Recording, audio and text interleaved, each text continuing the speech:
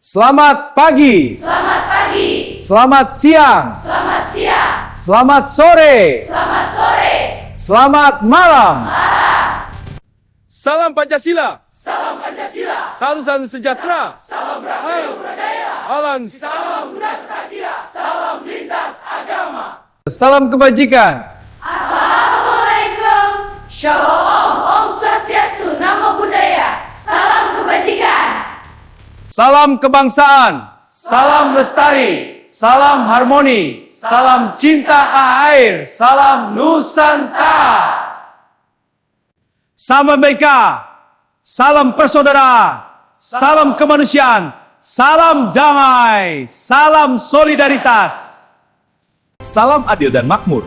Salam keberagaman. Salam Bhinneka Tunggal Ika. Salam gotong royong istiqlal. Salam pendidikan. Salam beretika. Halo semua, hari ini kita akan belajar teori peluang. Apa sih teori peluang itu?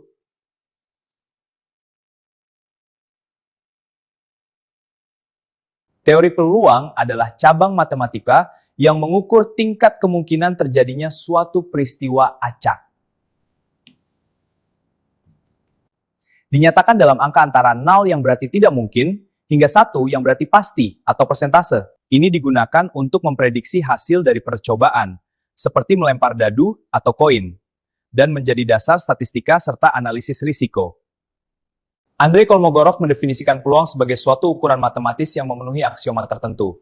Dalam pendekatan aksiomatiknya, peluang dipandang sebagai fungsi yang memenuhi 3 syarat 0 dan 1.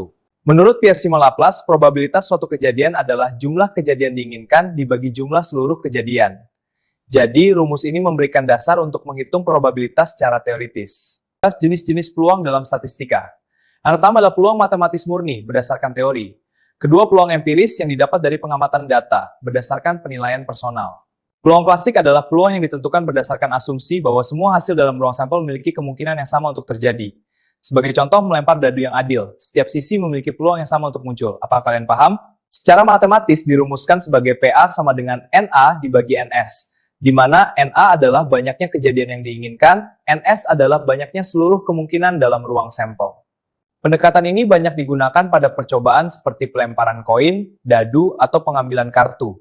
Namun, pendekatan ini hanya berlaku jika setiap hasil memang memiliki peluang yang sama. Peluang empiris diperoleh dari hasil pengamatan atau percobaan berulang. Rumusnya adalah PA sama dengan frekuensi kejadian dibagi jumlah percobaan. Peluang empiris atau frekuensi relatif adalah pendekatan penting dalam statistika pada data nyata dari percobaan berulang. Dengan lebih banyak percobaan, hasilnya akan mendekati peluang sebenarnya. Ini membuat prediksi menjadi lebih akurat. Peluang empiris atau frekuensi relatif adalah konsep yang sejalan dengan hukum bilangan besar. Ini digunakan dalam penelitian ilmiah analisis data bisnis. Peluang subjektif adalah peluang yang ditentukan berdasarkan keyakinan, pengalaman, atau penilaian seseorang terhadap kemungkinan terjadinya suatu kejadian. Pendekatan ini tidak selalu didasarkan pada perhitungan matematis atau data historis yang lengkap, melainkan pada pertimbangan individu. Contohnya adalah prediksi kenaikan harga saham, kemungkinan keberhasilan suatu proyek, atau peluang terjadinya kebijakan ekonomi.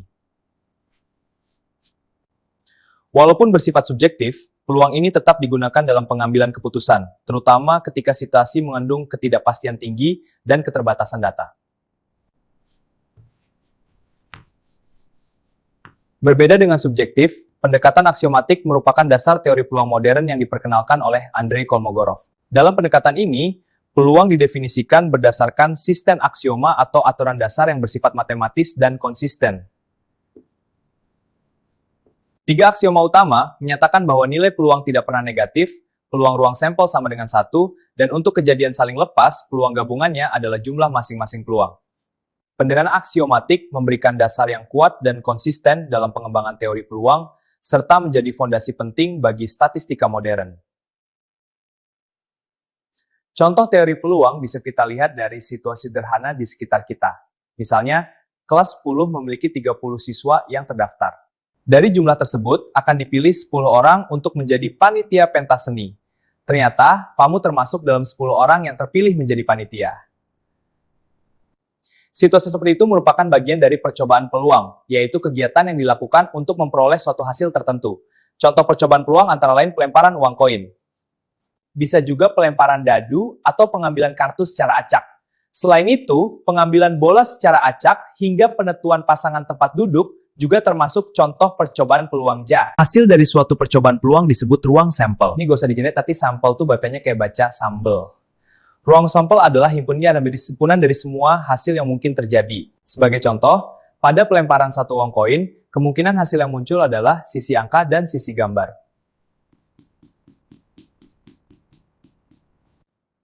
Sehingga ruang sampelnya terdiri dari kedua kemungkinan tersebut. Jadi banyak hal yang mungkin bisa terjadi, makanya hal ini disebut sebagai teori peluang. Setiap anggota dalam ruang sampel disebut titik sampel. Dengan kata lain, titik sampel adalah elemen dari ruang sampel. Dalam soal, jumlah titik sampel biasanya dituliskan dengan NS. Pada percobaan pelemparan satu koin, jumlah titik sampelnya adalah 2. Artinya, hanya ada 2 kemungkinan hasil, angka atau gambar. Selain itu, dikenal juga istilah kejadian menjadi perhatian, dan biasanya disimbolkan dengan huruf A, B, dan seterusnya. Misalnya, pada pelemparan dadu, kejadian muncul angka genap merupakan kejadian yang terdiri dari angka 2, 4, dan 6. Peluang suatu kejadian merupakan ukuran seberapa besar kemungkinan kejadian tersebut terjadi. Rumus probabilitas ini menunjukkan perbandingan antara kejadian diinginkan dengan semua kemungkinan, di mana PA menyatakan probabilitas kejadian A. Nilai peluang adalah angka antara 0 dan 1. 0 artinya tidak mungkin terjadi, 1 artinya pasti terjadi. Percobaan peluang dapat dibedakan menjadi percobaan sederhana dan keadaan majemuk. Ini adalah contoh percobaan peluang sederhana melempar koin.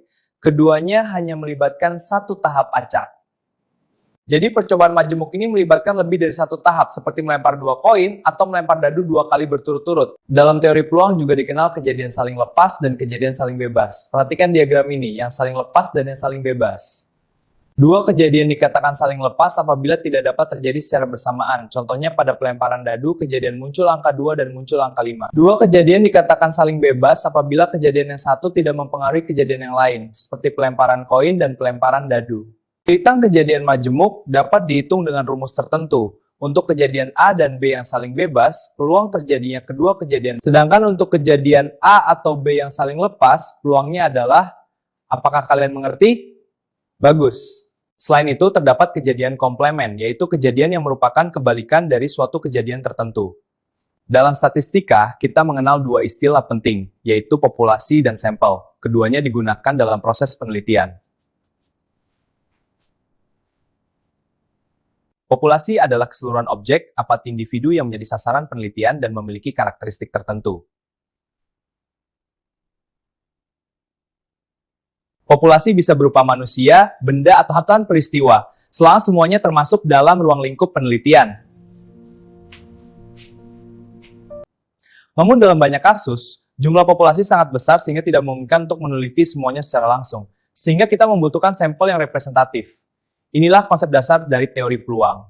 Oleh karena itu digunakan sampel, itu sebagian dari populasi yang diambil dengan cara tertentu.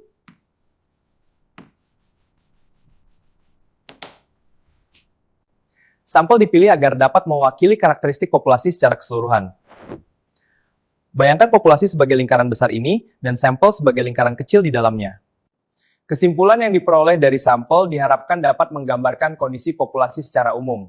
Inilah dasar penting dalam penelitian statistika. Teknik pengambilan sampel adalah cara yang digunakan untuk menentukan sampel dari suatu populasi.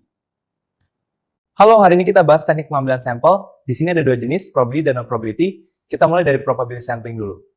Teknik pengambilan sampel probability memberikan peluang yang sama bagi setiap anggota populasi, berbeda dengan non-probability sampling yang tidak memberi peluang sama. Contohnya antara lain simple random sampling dan stratified sampling. Teknik ini banyak digunakan dalam statistika karena menghasilkan sampel yang lebih representatif. Sebaliknya, non-probability sampling adalah teknik pengambilan sampel yang tidak memberikan peluang yang sama bagi setiap anggota populasi. Contohnya convenience sampling dan purposive sampling. Pengambilan sampel berdasarkan kemudahan.